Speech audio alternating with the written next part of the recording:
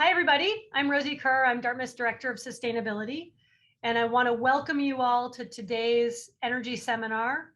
As you probably know, our series this term is Energy Insights 2022, The Road from COP.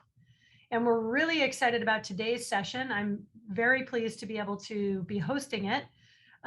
Today's session is From Paris to Glasgow, the Evolving Climate Conversations and the Voices of Youth. And we're joined by an incredible panel of current Dartmouth students and one celebrity guest. So we're joined today by Nate Roe, who's in the class of 23. Nate is an electrical engineering major and the co-president of the Dartmouth Energy Alliance. We're also joined by Abby Wiseman, who is from Williamstown, Mass. Abby is an energy engineering and public policy major.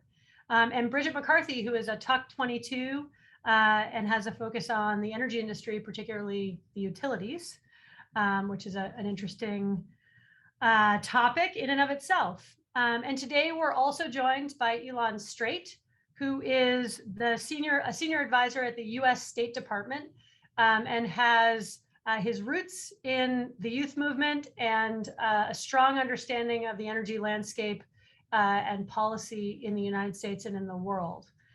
I'll pass the mic right off to Elan to get us started so we can dive right in to the meat of today's discussion. And I hope you'll take a little bit of time to let us know a little bit more about your background, Elan. Yeah, thanks, Rosie, and thanks everybody for joining. I have had an extremely fortunate career in the climate space, and so I'm going to which gives me the opportunity to tell the story that I want to tell through sort of my career. So that's how I'm going to explain who I am. But I first started working at State Department in 2011 and joined the climate negotiations team. And what that means is that I was one of the negotiators on what was then the run up to the Paris Agreement. So designing the framework, the contours, the strategy of the Paris Agreement negotiations.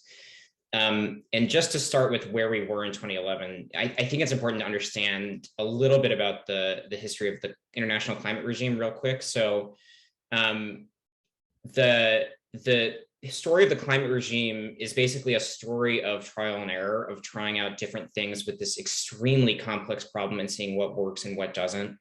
Right away, the theory of how you were going to manage climate internationally was to create this sort of top-down, almost mathematical system where countries were going to be assigned specific emission reductions and that they were going to be legally bound to implement those emissions reductions. And that was the Kyoto Protocol. And the reason that was the theory is that that's how all the other environmental agreements work. Is it's a technical problem with a scientific solution. And the idea is to keep politics out of it, keep it scientific. You just take a country and you assign it a value based on its emissions. The United States is the largest emitter in the world. At the time, it should have the largest emission reduction and it should be bound to implement that. Now, the political economy of that, which is something we're going to talk about a lot today, didn't work for two reasons. The first was the climate issue impacts an entire country's economy. It is not phasing out a chemical. It is not repairing one environmental damage. It is transforming your entire economy from soup to nuts. And so it's just not that straightforward of a technical scientific problem, unfortunately. The second is that in the Kyoto days, only developed countries, so only the wealthiest countries in the world were assigned emissions reduction targets. And in 1992, that made some sense. That was where the entire global economy was. But as time went on, things changed very dramatically to where China became not only a major economy, but the largest emitter in the world pretty rapidly. And so from when negotiations began on Kyoto, which is really the founding of the convention in 1992, to when Kyoto was before the Senate in 2001, China had grown to a major global power, and not including them in that agreement didn't work. And so Kyoto did not pass the political economy test in the United States. So we went from Kyoto to then the Copenhagen Accord. And the Copenhagen Accord took the exact opposite approach, which was instead of assigning every country targets based on science, each country was going to be able to voluntarily decide for themselves what their emission reduction would be. And that way they had the political momentum behind their own target. They themselves believed in it. Now, the problem with Copenhagen was that it was too bottom up. Every country got to decide what they wanted to do. And when you add up all those targets, it didn't get anywhere near addressing the problem. And so after Copenhagen, then it was time to try to blend those two things. And that was the Paris Agreement negotiations. How do we take what worked from Kyoto, which was some sense of mandatory action, and what worked from Copenhagen, which was national determined targets, and blend them together? And so the Paris Agreement, and what I got to work on in the negotiations, I worked on the accountability elements. So the elements of the agreement that were going to be. And what's so important about that is that the climate issue is effectively about, internationally, it's effectively about trust. What any one country does on climate does not matter for keeping 1.5 degrees alive. What matters is that every country acts, and in order for one country to act, they have to trust that other countries are acting as well. And so what Paris put into place was a transparency system, a trust system for countries to act together.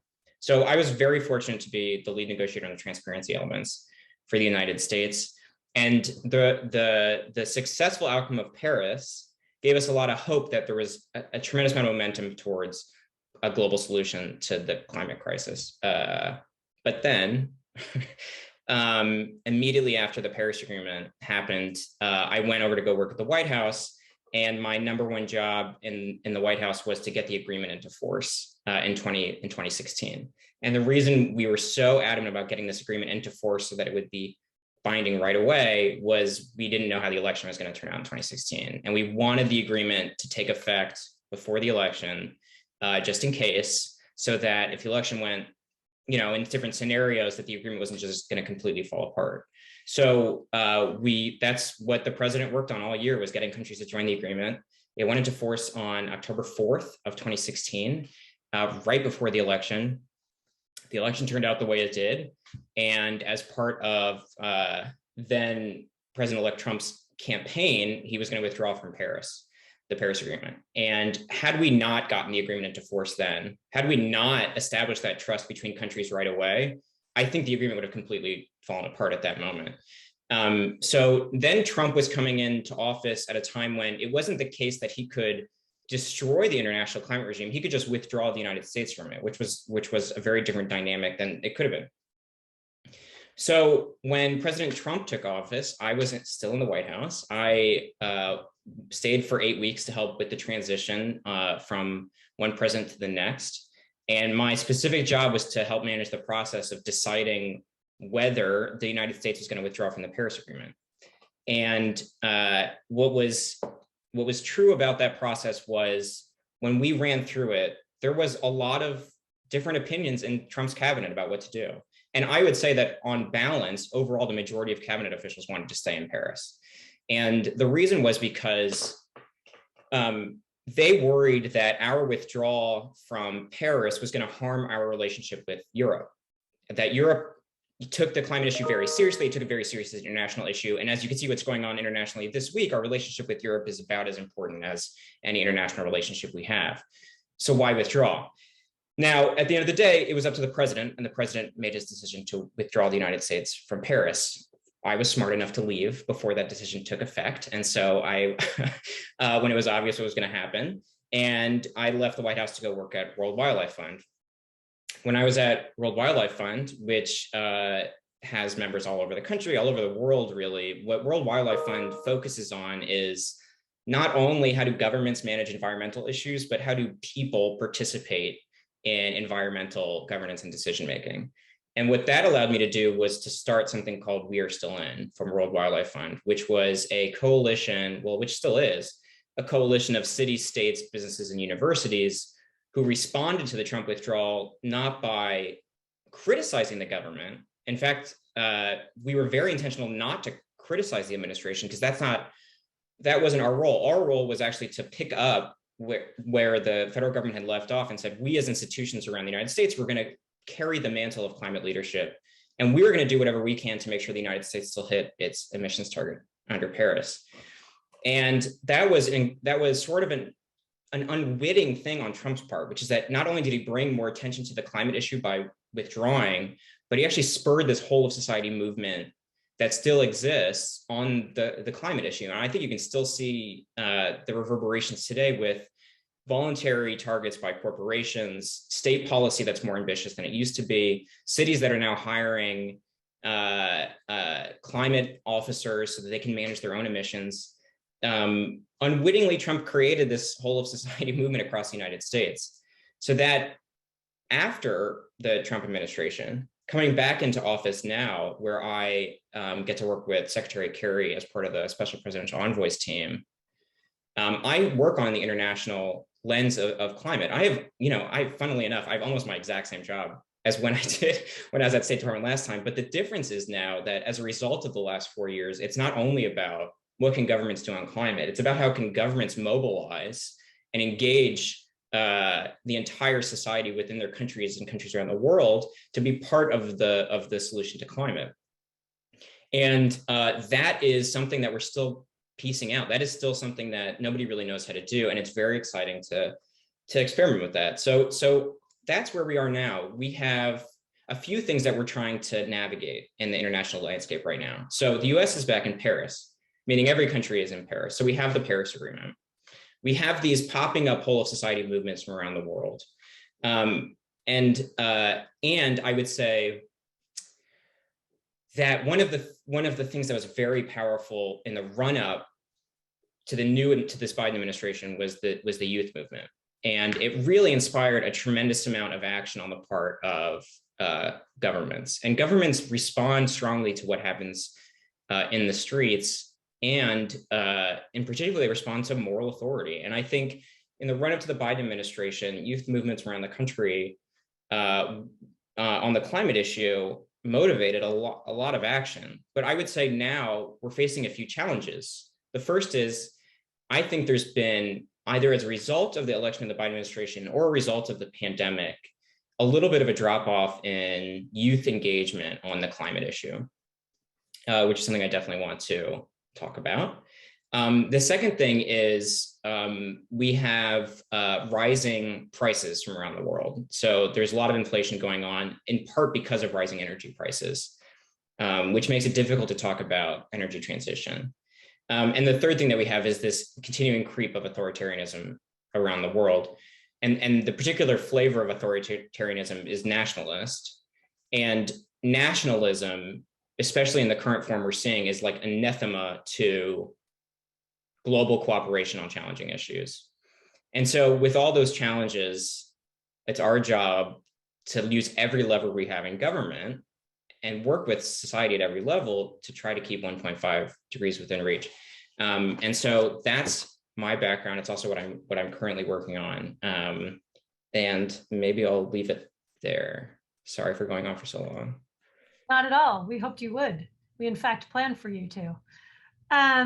So the format that we're going to use today, we're going to ask each of our student panelists to introduce themselves and talk a little bit about why they are engaging on climate, what about climate sustainability and energy is interesting to them.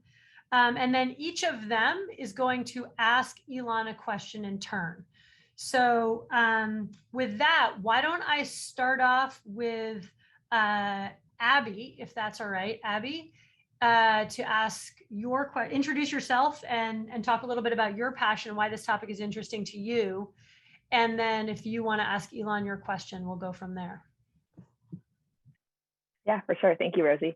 So as Rosie mentioned, I'm Abby. I'm currently a 22 at Dartmouth, studying energy engineering and public policy.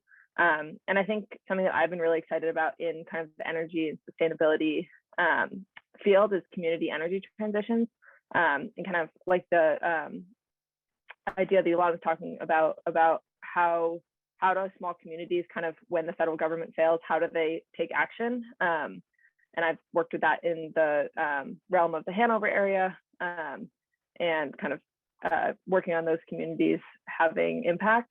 And kind of what I wanted to ask Elan, as somebody who's kind of emerging from Dartmouth, kind of into the workforce, as well, along with a lot of other kind of youth right now, is kind of what does it mean to be entering the workforce now, and what are the ways that this generation of graduates can impact climate strategy, action, and policy? Yeah, I'd love to hear about that. Yeah, thanks, Abby. I'm very excited about the same thing you're excited about, which is the fact that there's a pro and a con, right? The con is the federal government is absolutely not addressing this issue on the scale that it should because of congressional dynamics at the moment. And the pro of that is that I'm excited how much ownership individual communities have taken over the issue. So very much agree with your excitement on entering the workforce. I think maybe two thoughts. The first is that there are probably more people currently in grad school studying to enter the climate workforce in one way or the other than there are people currently in the climate workforce. And that means that the jobs that you guys will have probably don't really exist yet. And so two thoughts on that. The first is I wouldn't shy away at all from pitching institutions that you might want to work at on a job that doesn't exist.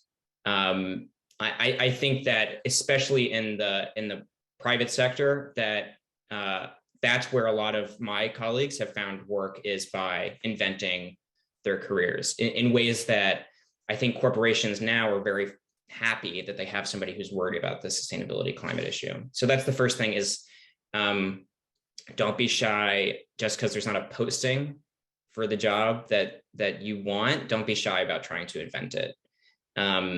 The second thing is I'm excited about folks like you that are going out into the workforce who might not take climate specific jobs, but who might have a job that is in a different area of focus, but you view the world through a sustainability and climate safe lens.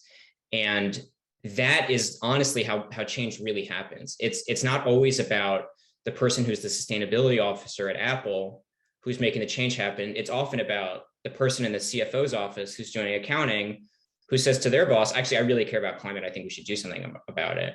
And so in addition to thinking about what climate jobs are out there, I would encourage you to if you enter the workforce in any capacity, to try to think about how you can bring climate into your portfolio one way or the other. I've never been at an institution where people got upset that somebody was doing extra work, for example. And I know that sounds a little, maybe not what folks want to hear right now in February during a pandemic, but I think that's, I think taking it on even voluntarily at whatever job you might have in the future is going to be important for the world, to be honest. Something we talk a lot about in the sustainability office in terms of bending the arc of the trajectory of the average Dartmouth student, not just the sustainability minded student, to think more carefully about climate. I think you brought up a lot in your answer to that question, Elan, about the private sector. So I think we'll turn to our resident business school student next. Bridget, if you would introduce yourself and then ask Elan your question, that'd be great. Yeah, absolutely. And thank you everyone for joining today. And an extra big thank you to Elan for hosting our conversation. My name is Bridget McCarthy and I'm a second year student at the Tech School of Business. I did my undergraduate degree at Bowdoin College where I studied earth science and government. And after graduating, I spent 4 years in consulting working with power and utilities clients. I decided to go back to school to pursue my MBA to really broaden my understanding of the energy industry, but also to build out my business capabilities. And I am particularly interested in the intersection of business and government, which makes sense, and how these entities should be working together to drive long-lasting and sustainable change. And so my question for you, Elan, is how do you see the business and private sector impacting both climate action and climate policy? And then what challenges do you think the private sector poses to climate action? And then on the flip side, what are the opportunities that result from the intersection of business and government? Yeah, no, great question, Bridget. And okay, I'm gonna try to organize my thoughts here. So the first thing is, I think that the types of experimental cooperation you see now between governments and the private sector on this issue are really interesting. And here's just one example. So right now, one of the biggest levers available to the United States while we wait on legislation is the government procurement of materials. And so, for example, cement is this insanely high emitting, as it's currently made, this insanely high emitting material. The 50% of all cement in the United States is purchased by a government, whether it's a city, a state, or the federal government. And so government procurement on cement can have enormous impact on how cement is made and what's sort of like economically at scale for the production of cement. So where there wasn't a market before, the government could create a market. The other 50% of cement is purchased by private industries. And so that 50% can become even more impactful if it's partnering with, in this case, real estate developers in particular, on cement procurement. And that type of partnership about purchasing materials and creating markets where there might not exist, I think is really exciting. And I think that's not just true for cement. I think it's true for steel, for hydrogen, for aluminum, for all sorts of materials that are high emitting now, but don't have to be. And one example from my time at World Wildlife Fund is we kept asking steel companies, what's it going to take for you to recycle steel, have better steel production facilities. And what they said was the only thing they really care about is whether GM and Ford are going to buy their steel. That's where like all of their steel was going in the United States at that time. And so GM and Ford wanted to make the cheapest car available under the law. But the government's lever in that case might not be best applied to the steel company, it might be best applied to GM and Ford. And so I think understanding the supply chain and having the government be a partner in that supply chain is really exciting to me, rather than simply a legislator or simply a regulator. Elan, can I interject just briefly? Sure. There are 4,200 colleges and universities in the country, and they consume a lot of physical stuff. And I wonder if there is the possibility of adding the colleges and universities into that conversation as an additional lever. So file that away for future. Yeah, no, for sure. And it was one of the things that I was passionate about during Where You're Still In was the role of universities, especially because the customer base of a university, in a manner of speaking, is usually young people, and young people usually care about climate more than older people.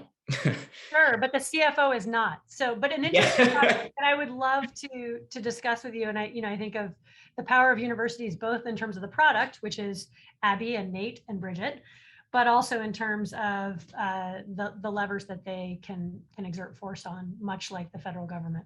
Yeah, no, that's a great point. I don't want to derail you from Bridget's question. Yeah, so now to my least favorite part of Bridget's question, which was the challenges that the private sector poses. The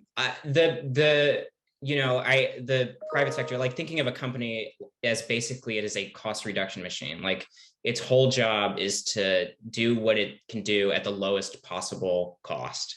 And so as a result, what that means is if there's not an environmental regulation, they're unlikely to do it voluntarily. If there's not a labor regulation, they're unlikely to do it voluntarily. Corporations are trying to reduce cost. And so that's the challenge. The problem with, one of the major problems in the United States right now is that not only are they trying to reduce costs within their operations, but they also have an enormous amount of influence over policy that can set costs. And so right now, the biggest challenge for corporations is that they are advocating for policy that reduces cost. You can see why that's attractive, because costs are going up. And so right now, that's a very popular position to take, is how do we reduce costs?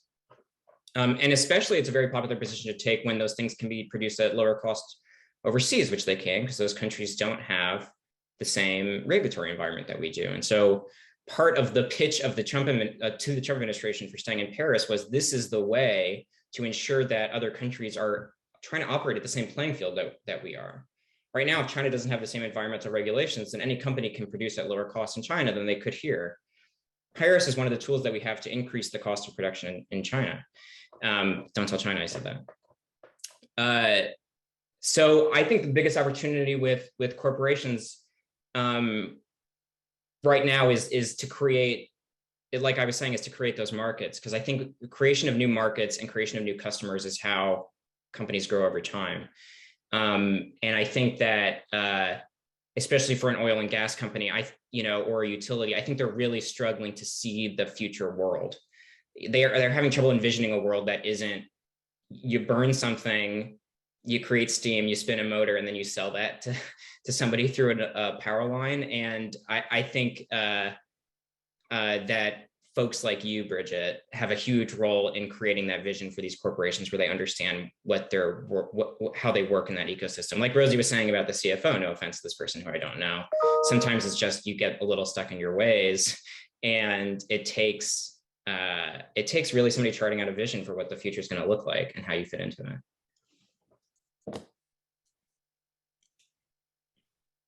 All right, thank you so much, Bridget and Elan. Nate, we're going to turn to you next for your question.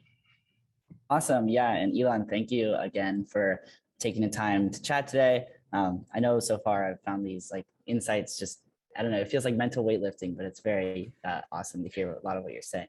I guess a little bit about me and maybe why I'm excited or why I'm engaged in the climate space or trying to be engaged in the climate space.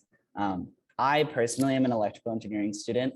A lot of my hours each day are spent in lab doing technical problems and getting in the weeds on maths and numbers and all that sort of stuff. But I think climate is exciting as someone who's interested in the tech space and interested in technology because at its core, it's a people issue, and it's people who are affected by it. It's people who ultimately have caused this issue. And I think the bottom line is like, we can't just strictly innovate with technology as a way to handle the climate situation. And so for me, and the work that I do for the Dartmouth Energy Alliance, I always try to think through the lens of how am I getting to the cool confluence of technology and climate, and ultimately the confluence as a way to address climate. And I guess that sort of spins into my question about a space that I'm a little bit foreign to, but the policy space. Climate seems to be a very divisive issue, at least in the United States, or at least as it's presented on television and through news media. There's a lot, I perceive a lot of gridlock in this area.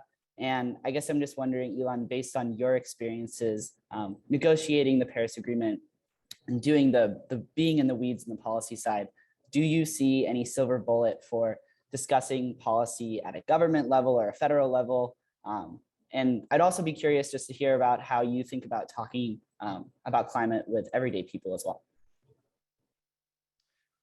Yeah, okay. So first of all, great question. And sort of a necessary question, which is like at its core, isn't this a political issue?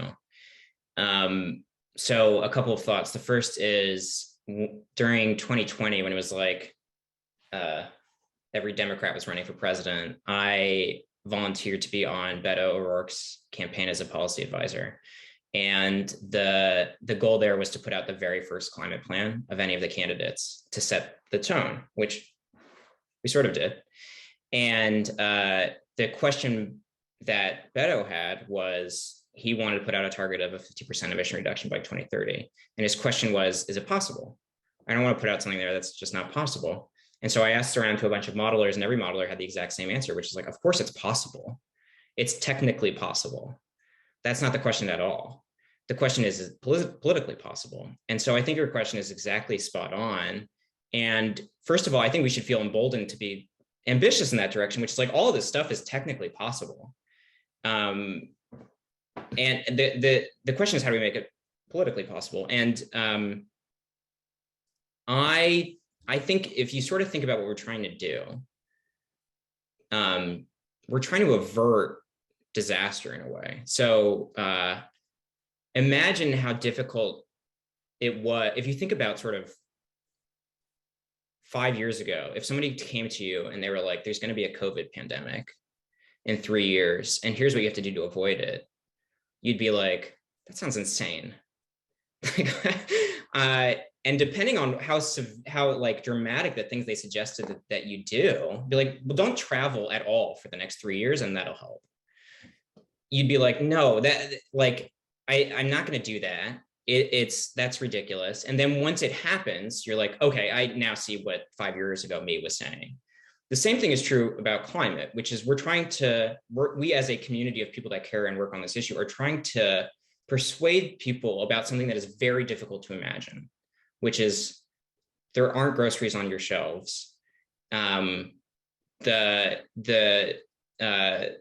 You don't have regular, I mean, people in the States specifically you don't have access to electricity on a regular basis, et cetera, et cetera. And conflict is even more widespread than it is now globally. And one of the reasons it's so difficult in the US is that for the most part, the people who we as Americans are fortunate that we don't have a frequent experience with those phenomena. We don't frequently not have access to groceries on grocery shelves. We don't frequently not have access to electricity. And so there's a bit of a failure of imagination in the United States on of what the climate disaster could look like. Now, my boss, Secretary Kerr, his approach to that solution is to try to scare people and really make it plain for them. This is what the world's going to look like. And so when I think about how you put it, what the silver bullet is, the silver bullet for solving climate is the climate disaster. Once the type of disasters that we are estimating will start happening, people will immediately snap into focus. And we will start spending trillions of dollars on clean energy, et cetera, et cetera. The problem is we're trying to solve this problem before the silver bullet. And so I think it's going to take a lot of different approaches, and including exactly what we've been talking about, which is how do you sort of look at every sector of society and think about what their approach is to the climate issue. So unfortunately, the answer to your question is yes, there's a silver bullet, but I don't think we don't want to use it. And presumably that silver bullet is hitting different places at different times at different rates. So there is some hope that, you think about what happened in Boston or in New York following Hurricane Sandy. There are these spurts of action following these interim disasters. Right. And I wondered if you could elaborate on how you see that. One of the themes that you brought up is this idea that during the Trump administration, there was this upswell of activism and action. I think we also saw that. I graduated from grad school at the end of the George W. Bush era. And there was all this action by universities, cities, governors to do something about climate in the face of lack of action by the federal government. There's sort of this disheartening reality, which is, well, if there's a federal government in place that believes that climate change is a real thing we have to deal with, there's this kind of bystander effect that happens, trickling down the chain. Can you talk a little bit about what you see as the antidote to that, aside from terror, which maybe is the only antidote? And it seems to work, that's kind of the Trump thing, and that works. And maybe a side note to that is what you see as the antidote to that and how youth could help serve as the engine to that antidote, or if you see that as a connected concept. Yeah. I wish. Elan, let me just stop you for 1 second and just prepare our audience, because the thing I'm going to do after Elan has a second to answer this question, is I'm going to turn to you in the audience with questions. You may ask questions in one of two ways. You may raise your hand and we will call on you. That is your little, not your physical hand, but your little Zoom hand. And we'll click on you or call you out, and you can unmute yourself, turn on your camera and ask a question, or you can place your question in the chat and I will read questions from the chat. So either way, but Elan, take it away with that one. Yeah, so it's really easy to create a coalition of people that are against something, and it's very easy to agree. It's this thing is bad. This happened with We Are Still In, where we built this whole coalition around being opposed, sort of opposed to a decision, and then it was interesting. In November of 2020, we were like, all right, it's time for us to sort of put out something of a substantive platform for an incoming administration to show them where we are. And it was almost impossible to get the coalition united around being for something. And I think the antidote is really strong coalition building. And it's not something it's not something that is in the bloodstream of most institutions right now. So if you think about any individual institution, including, Rosi, Dartmouth has joined We Are Still In, it is probably somebody's job, maybe even yours, Rosi, at Dartmouth, to lead the sustainability effort. But it isn't somebody's full-time job to think about how Dartmouth partners with other institutions on the sustainability effort. And so what I really think is the antidote here is to start having people whose full-time wake up, go to sleep, thinking about how their institution operates in an ecosystem of other institutions to create that coalition.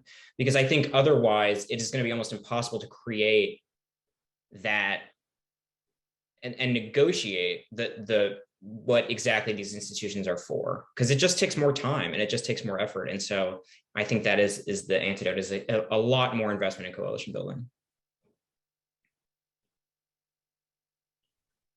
Can you give us an example of where you see that happening well? I mean, I think of, for example, 350.org as an organization that has done a lot of coalition building. Maybe that is not true, or maybe that's, are there shining examples of, like, I would look to this as an example of coalition building that's really been effective in the climate realm?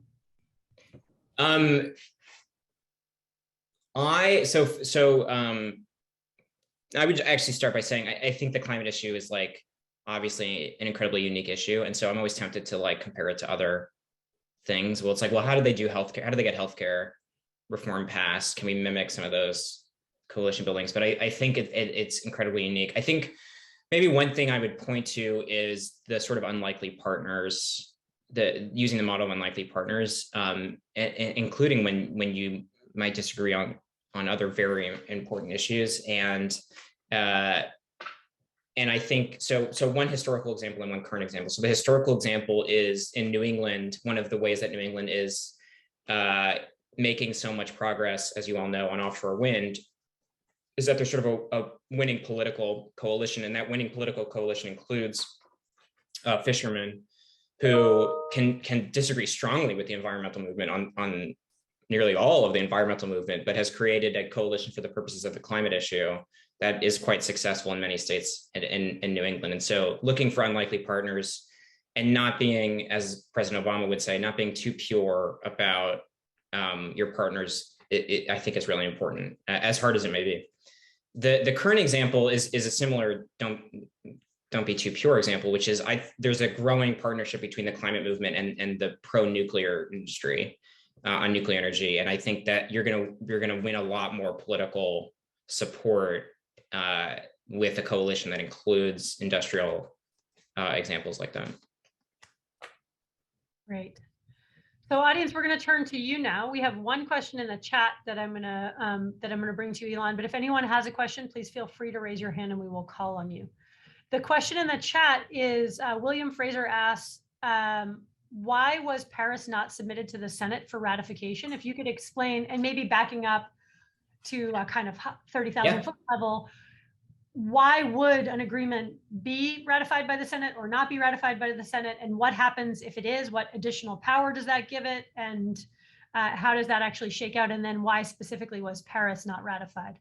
Yeah, so a couple of semantic points. So I'm a lawyer, but not a practicing lawyer. So this is gonna be my level of understanding of the issue. So Paris is, in fact, ratified. International agreements are ratified. It wasn't sent to the Senate for advice and consent, because only certain instruments go to the Senate for advice and consent, specifically those that bind Congress future action. Paris Agreement, because the targets are nationally determined and continue to be nationally determined, it doesn't bind Congress in any real capacity in the future, and therefore the administration did not send it to the Senate for advice and consent.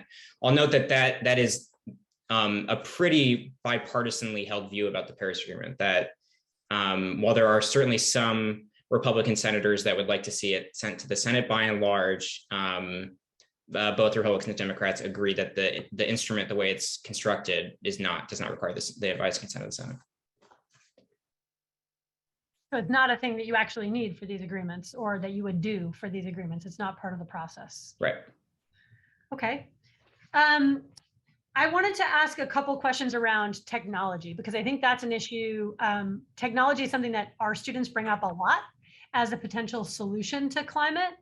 And I wondered how you're thinking about the technology landscape and whether that technology landscape will exacerbate or alleviate particularly energy equity. This is a question that Nate brought up in our pre-discussion discussion. And I think it's a really good one. We think a lot, and our students are very curious about and passionate about energy equity and energy justice and climate change, and want to make sure that the technological and policy solutions to climate change don't exacerbate energy inequities that already exist. So I wondered if you could talk a little bit about part one, how you see technology being a solution to climate change, and part two, how you see technology and policy implementation potentially exacerbating or alleviating energy and climate inequity issues. Yeah, there's this really funny line from The Simpsons. Again, giving away my age, but I grew up on The Simpsons. And the line is Homer's cheersing to alcohol. And he says to alcohol, the cause of and solution to all of our problems. And that's sort of how I feel about technology. It's like it both got us into this mess, and that's by definition needs to get us out. So it's a little bit too broad of a term to say like how will technology impact our solutions on climate. I guess what I would say is the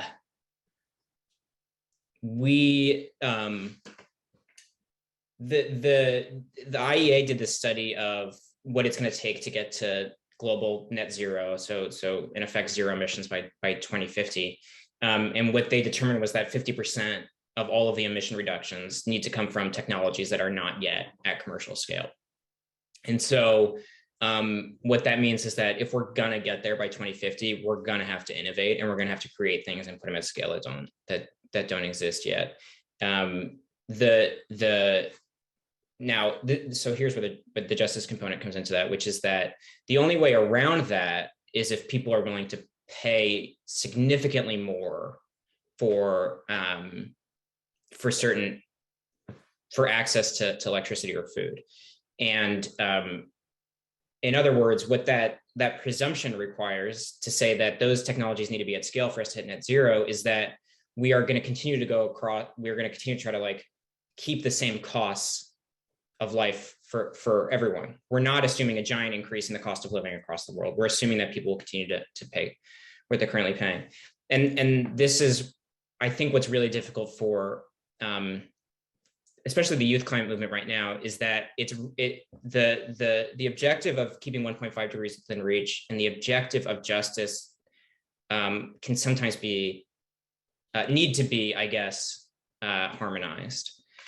Because if you were to decide our overriding objective is to keep 1.5 degrees within reach, full stop, then that would lead to a certain policy set that may or may not have outcomes that advance justice. They could, for example, increase the price of food, or they could reduce access to protein, to meats for certain people.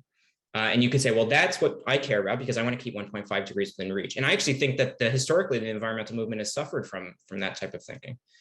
But if you take a justice lens at the same issue, you might have a different set of objectives, which is I want to make sure everybody has access to food and access to electricity. And you might come to the conclusion that it's not possible to keep 1.5 degrees within reach and advance the cause of justice as much as you want. And I actually think that's where the climate movement is in right now, is that following as a result of, I think, a very welcome awakening in the environmental movement of the relationship between racial justice issues and environmental justice issues. The environmental movement is currently in the process of trying to harmonize its objectives with, in particular in the United States, racial justice objectives. And it's very, very difficult.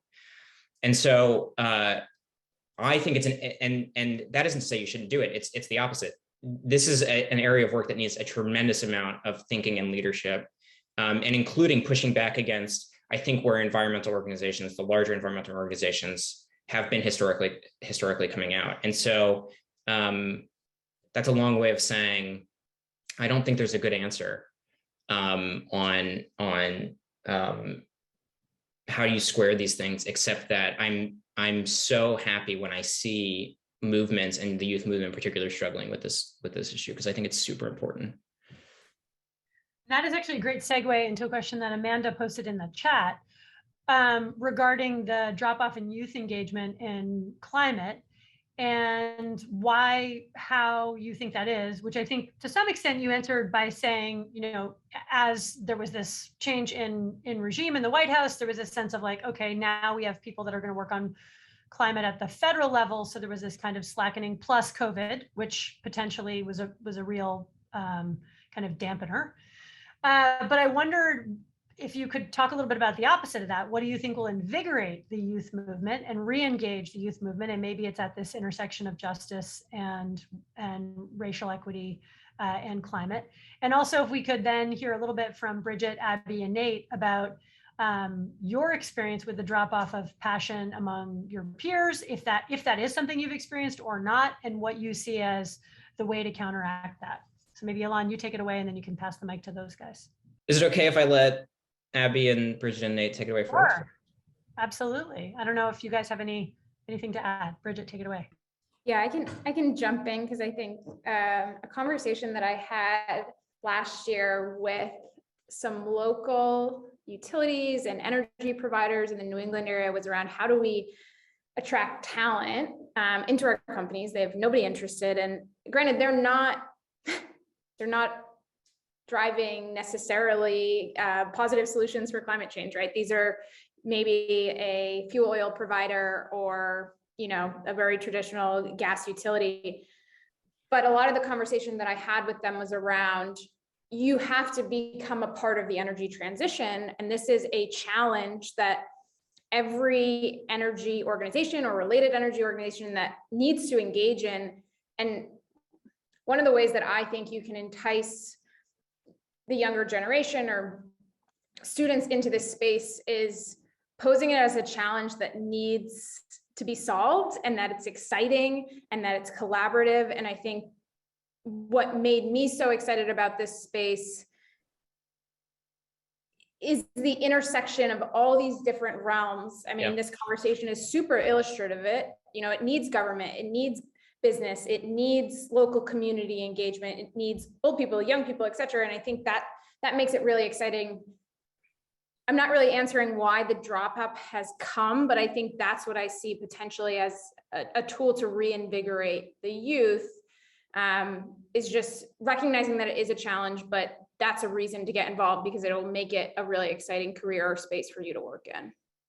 You could imagine a fuel oil company, for example, saying, hey, folks who want to work here, we have a really big challenge, which is that we're a fuel oil company and we need to completely transform our business model. Please come be a part of transforming our business model. That's really different than come work for a fuel oil company doing whatever it is we do, which is deliver. Exactly. And it requires them to change too, which is half the challenge, Mm-hmm.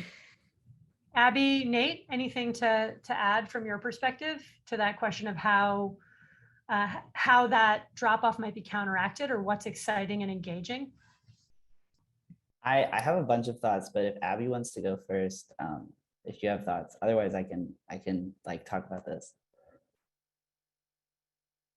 Go ahead, Nate. Yeah. Okay, yeah. So I guess like personally, probably the most direct way that I interact with like the youth around climate is through the Dartmouth Energy Alliance, so the undergraduate energy club that I helped to run. And I would say like since the club's co-founder, Max Holden, started the club a couple years ago, I mean, I hate to push back on the perspective, but I think our excitement has actually grown about the space. And I think touching a bit upon what Elan said earlier about how the silver bullet is in essence like climate disaster, I think that is really tough for young people to hear. Particularly young people who aren't necessarily like don't have technical skills to like address the climate disaster, or don't have policy training to like go into government, or aren't lawyers, or don't understand the mechanisms that exist for mitigating that silver bullet or addressing that silver bullet before it comes.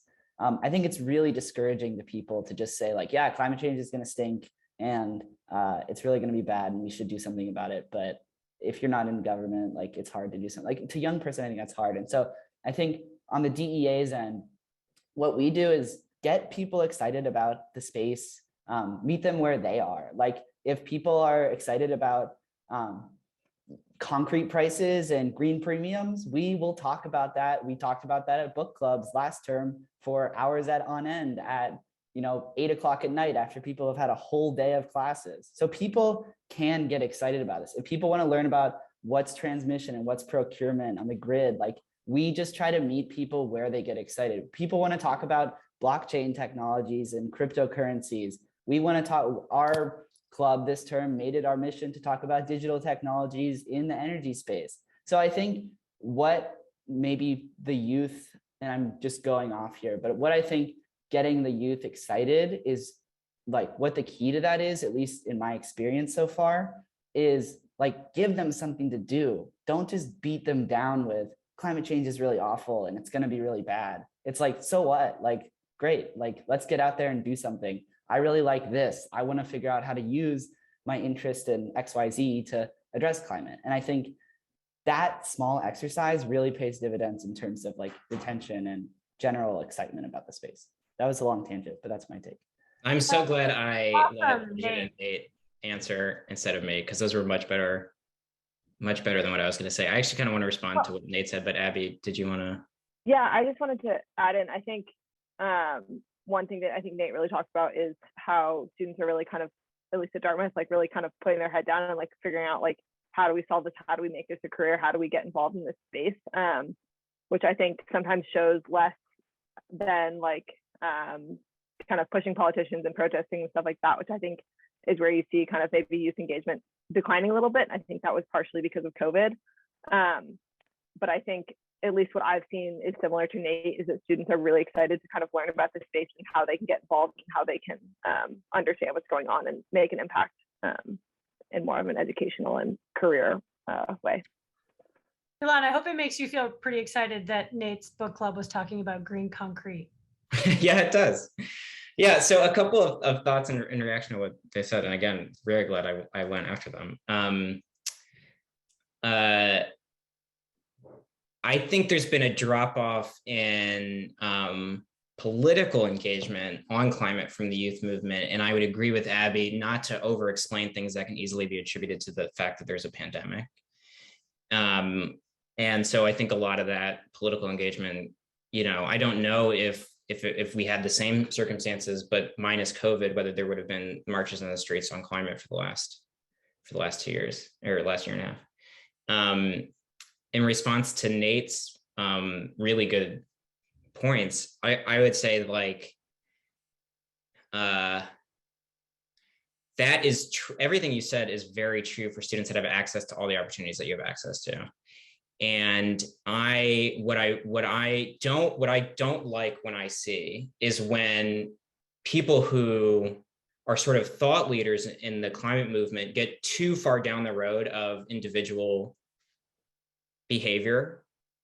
And I think it's damaging to the climate movement to be talking to people about like, you should change your light bulbs or whatever people say nowadays about what individual action is. And so, Nate, I'm putting this on your shoulders since you said it, which is to think as much as you do about how to get Dartmouth students excited about climate, to think about how kids that don't have access to Dartmouth can find their place in the movement also.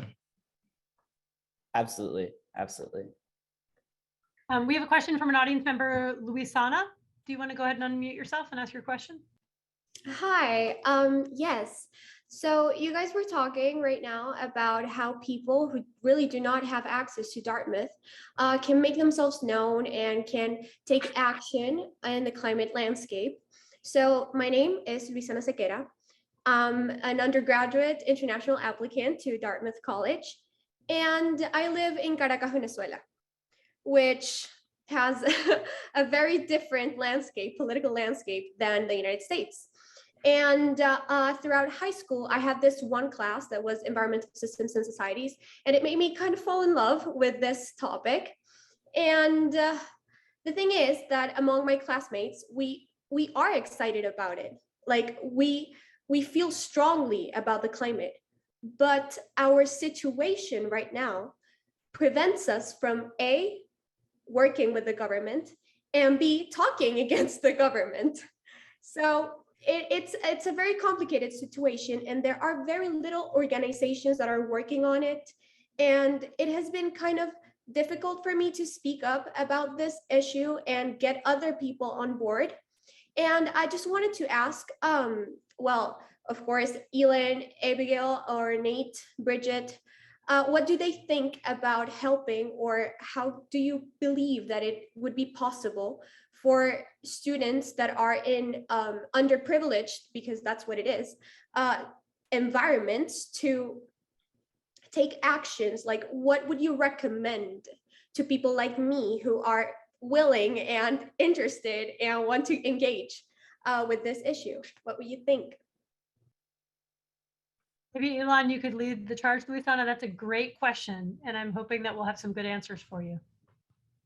Yeah, Louisiana, thank you so much for the question and also for your bravery on engaging on this issue. I would say there is unfortunately a growing area of work at the State Department to defend especially young environmental activists who have been imprisoned or are otherwise being antagonized by the government for speaking out on the issue of environment. So it's unfortunately a very common issue.